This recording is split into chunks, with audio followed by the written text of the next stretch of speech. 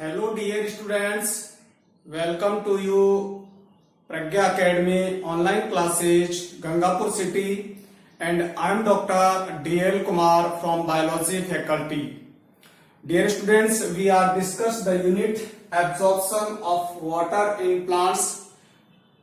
बेटा अपन plant physiology में unit जो डिस्कस कर रहे हैं वो कर रहे हैं पादपों में जल अवशोषण और इस यूनिट में आज हम डिस्कस करेंगे water absorption organ in plants. पादपों में जल अवशोषण के अंग। देखिए बेटा, इससे पूर्व की वीडियो में हमने मृदा में जल के विभिन्न रूप देखे थे और आज हम बात करेंगे पादपों में जल अवशोषण के अंग। तो देखिए बेटा, टॉपिक अपना पादपों में जल अवशोषण के अंग या पादपों में जल अवशोषण अंग। ठीक है, देखिए बेटा, अपन बात करें कवकों व शैवालों, जिन्हें ब्रायोफाइटा कैटेगरी में लिया गया है, तो कवकों व शैवालों में शरीर की सभी कोशिकाओं के द्वारा जल अवशोषण होता है। तो कवकों व शैवालों में शरीर की सभी सेल्स द्वारा जल का अवशोषण होता है। ठीक है, नेक्स्ट अपन बात करें बेटा, ब्रायोफाइटा में जल अवशोषण के लिए मूलाभास पाए जाते हैं, जिन्हें अपन राइजोइड कहते हैं। तो देखिए, ब्रायोफाइटा में जल अवशोषण एक कोशिकीय या बहुकोशिकीय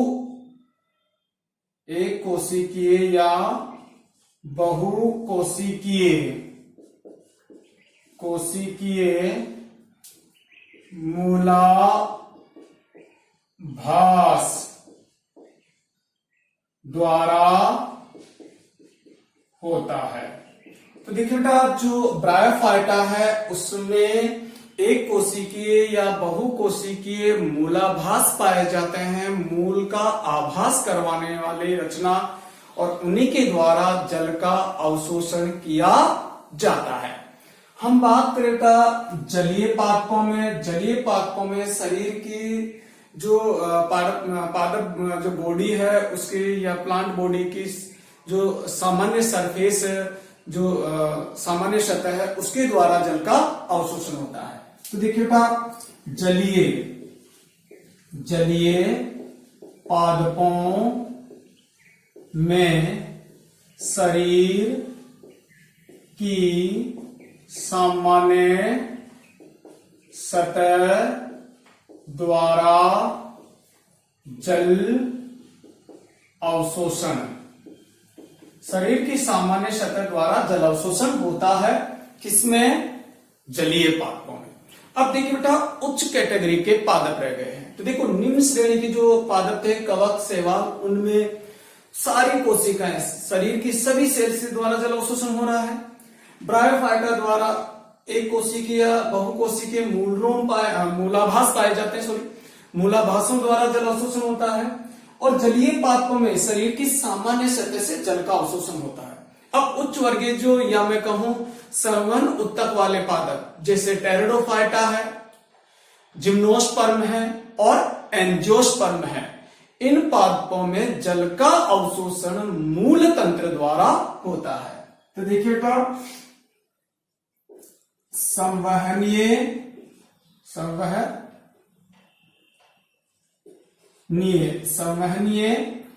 पादपों में जल अवशोषण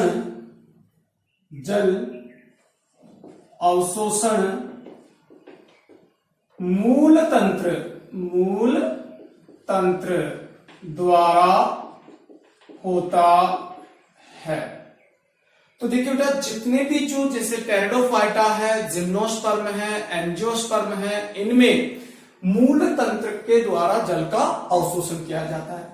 अब देखिए बेटा, मूल तंत्र में, रूट सिस्टम में मूल तंत्र में दो भाग होते हैं। एक होता है बेटा यंग भाग, जिसे अपन कहें तरुण भाग, और एक होता है ओल्ड भाग, या जिसे अपन कहें कि पुराना भाग। तो देखिए, जो यंग भाग होता है, उस यंग भाग के द्वारा ही जल का अवशोषण किया जाता है। जो मैच्योर या परिपक्व भाग है या ओल्डेस्ट भाग है, जो पुराने भाग है मूल के, उनके द्वारा जल का अवशोषण नहीं किया जाता है, क्योंकि पुराने भागों में जो है लिग्निन और सुबेरिन का निक्षेपण हो जाता है कोशिकाओं की सेल वॉल में, जिससे वो जल के प्रति अपारगम्य हो जाती है वो कोशिकाएं, और उनसे जल का अवशोषण नहीं होता। तो तरुण भाग यानी इसे अपन कहें यंग पार्ट, और एक है बेटा पुराने भाग, या इन्हें अपन कहें ओल्ड पार्ट। ठीक है, तो देखिए बेटा, जो ओल्ड पार्ट है, ओल्ड जो पार्ट है, इनसे जल का अवशोषण नहीं होता है। तो ओल्ड पार्ट से जल का अवशोषण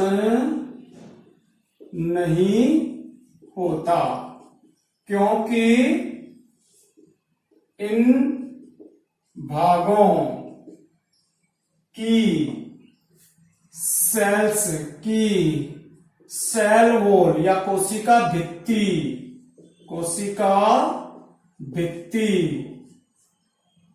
मोटी होती है, मोटी व लिग्निन व सुबेरिन का जमाव हो जाता है, जिससे यह जल के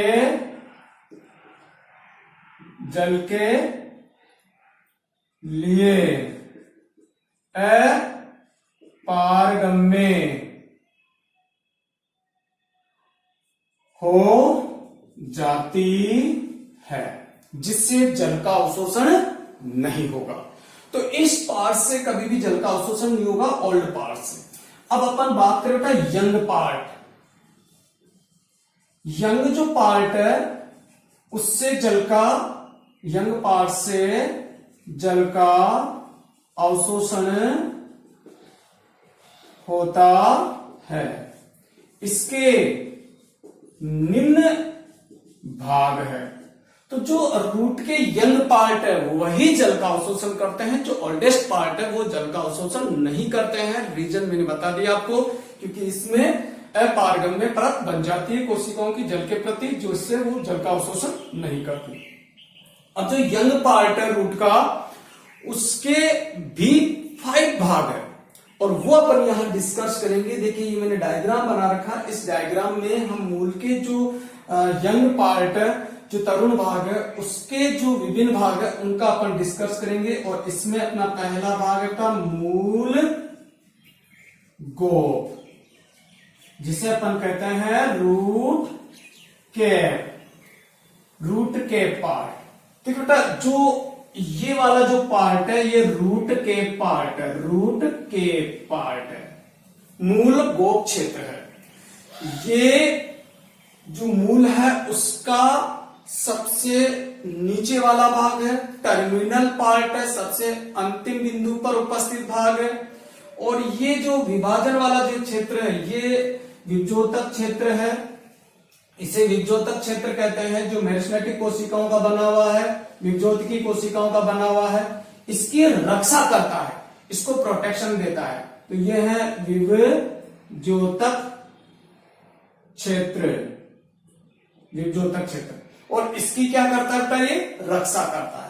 तो देखिए जो मूल गोप क्षेत्र है, ये मूल का अंतिम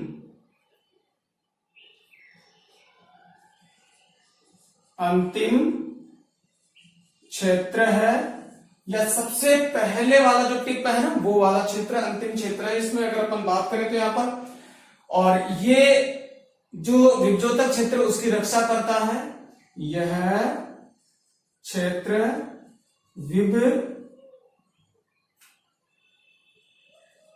विभजोतक क्षेत्र की रक्षा करता है। देखिए बेटा, सबसे पहला भाग रूट कैप है, और ये जो विभजोतक क्षेत्र है इसके ठीक नीचे कैप के रूप में उपस्थित होता है। और जब विभजोतक क्षेत्र की कोशिकाओं में विभाजन होता है और ये भूमि के अंदर नीचे ग्रो करता है, तो ये रूट कैप जो है ये भूमि के कणों से इन कोशिकाओं की रक्षा करता है। क्योंकि भूमि के कण जब भी कोई, जैसे कोई रूट है वो अंदर धसेगी तो भूमि के कण से रगड़ खाएगी, तो इस रगड़ से बचाने का कार्य कौन करता है, रूट कैप करता है। रूट कैप के द्वारा कुछ ल्यूब्रिकेशन पदार्थों का सिक्रेशन किया जाता है, स्त्रावण किया जाता है, जिससे ये जो विभजोतक क्षेत्र है ये भूमि में आसानी से वृद्धि कर सकता है, इसकी रक्षा करता है कौन, रूट कैप। तो इसके द्वारा कभी भी जल का अवशोषण नहीं होता, क्योंकि इसकी ये रूट कैप तो का मेन फंक्शन क्या है, विभजोतक क्षेत्र की रक्षा करना। ठीक है, तो देखिए क्या क्षेत्र, यह जल अवशोषण में भाग नहीं लेता, ये जल अवशोषण में भाग नहीं लेता। दूसरा जो क्षेत्र है अपन बात करें तो वो है विभजोतक क्षेत्र। विभजोतक क्षेत्र, जिससे अपन क्या कह सकते हैं बेटा, मेरिस्मेटिक क्षेत्र भी कह सकते हैं। और इस मेरिस्मेटिक क्षेत्र में जो कोशिकाएं होती है वो निरंतर विभाजित होती रहती है। इसमें अद्भुत विभाजन की क्षमता है और ये विभाजित होकर नई कोशिकाएं बनाती रहती है। इस क्षेत्र की जो कोशिकाएं हैं, इनकी कोशिका भित्ति जो है, यानी मेरिस्मेटिक जो कोशिकाएं हैं, उन मेरिस्मेटिक कोशिकाओं की जो कोशिका भित्ति है वो भी जल के प्रति अपारगम्य होती है। इस कारण से इनके द्वारा भी जल का अवशोषण नहीं किया जाता है। इसके द्वारा जो मृदा में उपस्थित खनिज तत्व हैं उनका अवशोषण किया जाता है। तो खनिज आयनों का अवशोषण विभजोतक क्षेत्र के द्वारा किया जाता है। ठीक है, तो देखिए बेटा, विभजोतक क्षेत्र, इस क्षेत्र की कोशिकाएं निरंतर विभाजित होती रहती है, निरंतर विभाजित होती रहती है। आगे अपन बात करें तो इसकी कोशिकाएं जो है वो जल के प्रति क्या है, अपारगम्य है, जो जल का अवशोषण नहीं करती। इस क्षेत्र की कोशिकाएं भी जल के प्रति, यानी जो इनकी भित्ति है वो जल के प्रति अपारगम्य होती है, अतः यह जल का अवशोषण नहीं करती। ये भी जल का अवशोषण नहीं करती। इसका मेन फंक्शन क्या है, यदि अपन मेन कार्य बात करें तो ये है कि ये मूल की वृद्धि में अति महत्वपूर्ण भूमिका निभाती है। हम बात कर लेते हैं आधुनिक धारणा के अनुसार खनिज तत्वों का या खनिज आयनों का अवशोषण विभजोतक क्षेत्र से होता है। तो देखिए, आधुनिक आधुनिक धारणाओं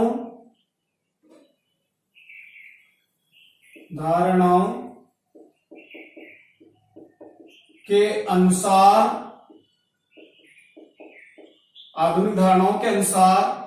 खनिज तत्वों का अवशोषण, जिसे उद्ग्रहण कहते हैं, इसे उद्ग्रहण कहना ज्यादा उपयुक्त है अवशोषण की तुलना में। उद्ग्रहण विभजोतक क्षेत्र से होता है। तो ये तो क्षेत्र हो गए बेटा अपने। एक है मूल गोप जो नीचे रूट कैप के रूप में प्रेजेंट है, जो कि विभजोतक क्षेत्र की रक्षा करता है भूमि के कणों की रगड़ से। विभजोतक क्षेत्र जिसमें निरंतर कोशिकाएं विभाजित होती रहती है और ये भी जल अवशोषण में भाग नहीं लेता है। इसके द्वारा मृदा में उपस्थित खनिज तत्वों या खनिज आयनों का अवशोषण किया जाता है। ठीक है, अब नेक्स्ट पार्ट अपन बात करें बेटा, ये है दीर्घीकरण क्षेत्र।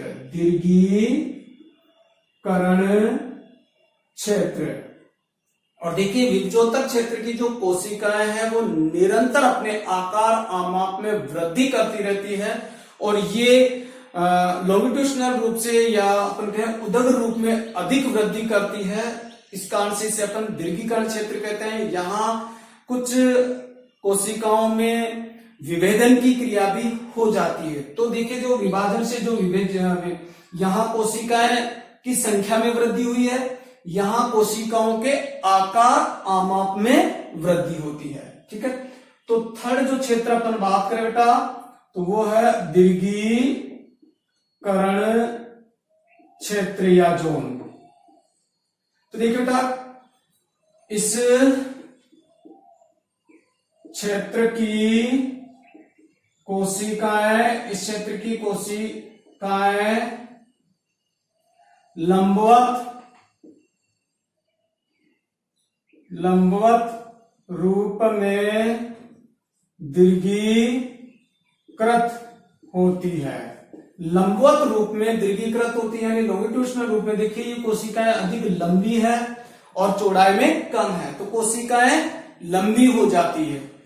तो यहां पर मेनली क्या काम है बेटा इसका, कोशिकाएं अपने आकार आमाप में वृद्धि करती है। तो देखिए सेल्स अपने आकार आमाप में वृद्धि करती है। ये इन कोशिकाओं में भी जल अवशोषण नहीं होता है, तो ये भाग भी जल अवशोषण में भाग नहीं लेता है। तो जल अवशोषण में भाग नहीं लेता।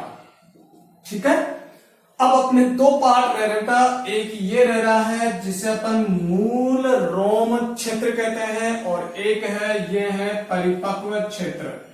तो हम बात करें बेटा मूल रोम क्षेत्र और दूसरा है परिपक्व क्षेत्र।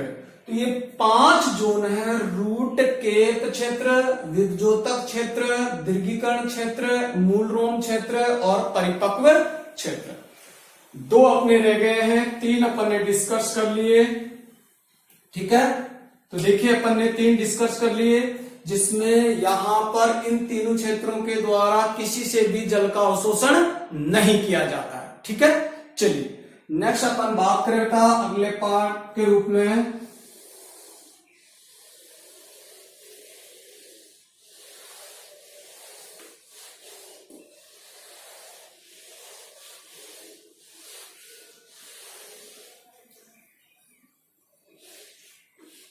देखिए बेटा अगला जो अपना 4th नंबर का भाग है वो है मूल रोम क्षेत्र।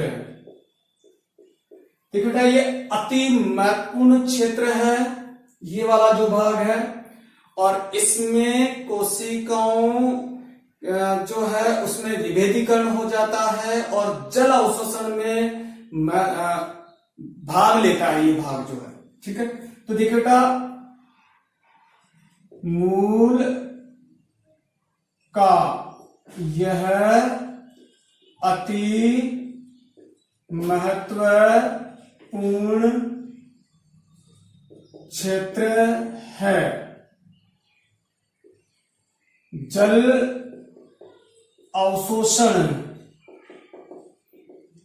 में मुख्य रूप से भाग लेता है।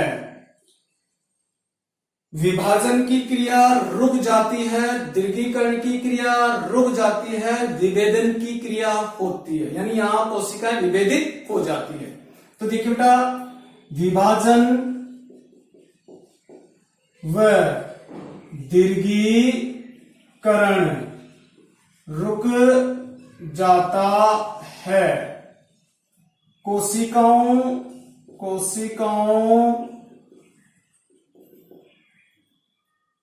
कोशिकाओं में विभेदन हो जाता है। विभेदन यानी जब कोशिकाएं किसी विशिष्ट कार्य के लिए क्या कर ले, विभेदित हो जाए, अलग हो जाए। तो देखिए बेटा, 3 वर्ड अपन ने यहां बात किए। विभाजन, वो क्लियर कर दूं मैं आपको। विभाजन कोशिकाओं की संख्या में वृद्धि, तो संख्या में वृद्धि, ये क्या है बेटा, विभाजन। दीर्घीकरण में बात करूं, दीर्घीकरण क्या है, तो दीर्घीकरण क्या है, सेल्स के आकार में वृद्धि, यानी यहां आकार में वृद्धि होती है। और एक होता है बेटा विभेदन, जिसे अपन डिफरेंशिएशन कहते हैं। कोशिकाओं में कार्य के आधार पर विभाजन होना, यानी उनमें फंक्शनली स्पेशलाइजेशन आना।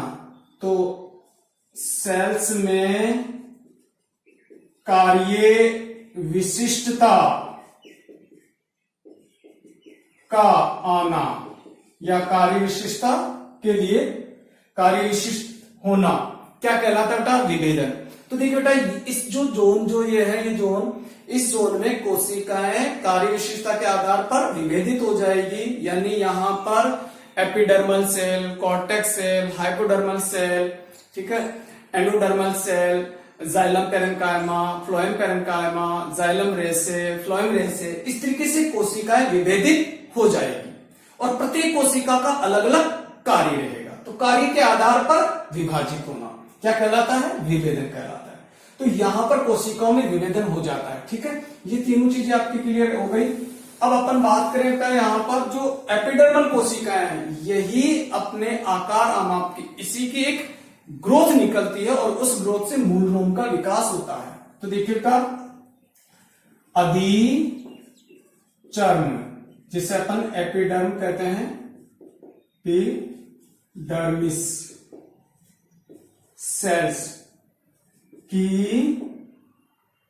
बाह्य वृद्धि से मूल रोम का विकास होता है।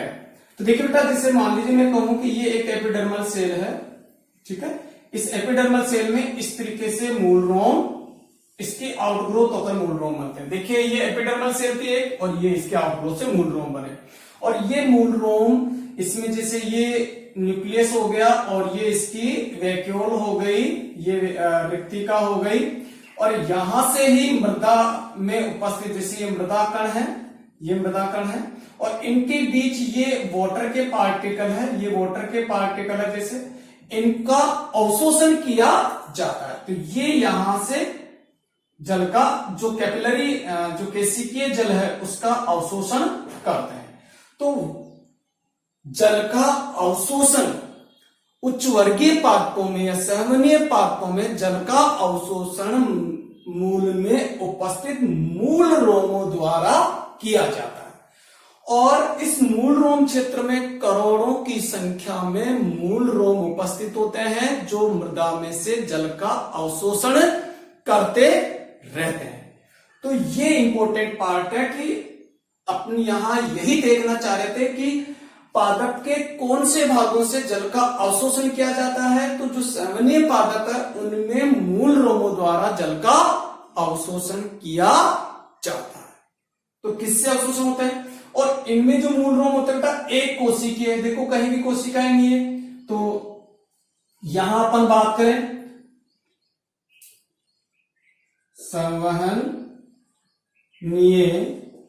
पादपों में मूल रोम द्वारा जल का अवशोषण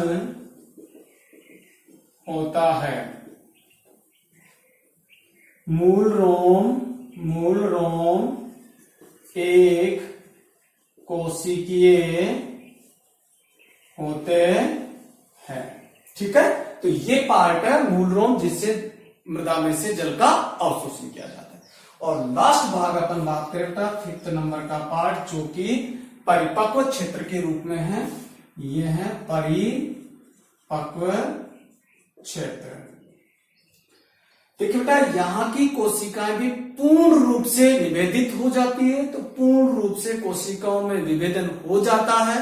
कोशिकाओं की जो भित्तियां हैं वो अत्यधिक मोटी होती है और इसमें लिग्निन और सुबेरिन का निक्षेपण हो जाता है, जिससे ये जल के प्रति अपारगम्य होती है और जल का अवशोषण में भाग नहीं लेती है। ठीक है, तो सेल्स पूर्ण रूप से विभेदित हो जाती है। ठीक है, इस पार्ट की। दूसरी, सेल्स की भित्ति अत्यधिक मोटी होती है। अत्यधिक मोटी होती है। सेल्स की भित्ति में लिग्निन व सुबेरिन का जमाव हो जाता है। इसी कारण से जल के प्रति अपारगम्य जल अवशोषण नहीं, तो इनसे जल का अवशोषण नहीं होता है। तो ये थी बेटा पादपों में जल अवशोषण के अंग। और पादपों में जैसे अपन बात करें शैवालों में जो कोशिकाएं हैं, सभी कोशिकाएं हैं शरीर की, उनसे जल अवशोषण होता है। ब्रायोफाइटा में मूलाभास द्वारा, टेरिडो जलीय पादप है उसमें शरीर की सामान्य सतह से जल अवशोषण होता है। और जो सेवनीय पादप है उनमें मूल रोमों के द्वारा जल का अवशोषण होता है, जो कि मूल रोम क्षेत्र में उपस्थित होते हैं। इसके अलावा रूट के से जल का अवशोषण नहीं होता, विभजोतक क्षेत्र से जल का अवशोषण नहीं होता। ये केवल खनिज तत्वों का अवशोषण करते हैं। दीर्घिखंड क्षेत्र से भी मूल जल का अवशोषण नहीं होता। केवल और केवल इस क्षेत्र के द्वारा जल का अवशोषण किया जाता है। परिपक्व क्षेत्र भी जल का अवशोषण नहीं करता है, क्योंकि यहां भी की जो कोशिकाएं हैं उनकी कोशिका भित्तियां अत्यधिक मोटी होती है और उसमें लिग्निन और सुबेरिन का निक्षेपण होता है। तो ये था बेटा आज का अपना टॉपिक, पादपों में जल अवशोषण के अंग। Okay students, thank you watching my video.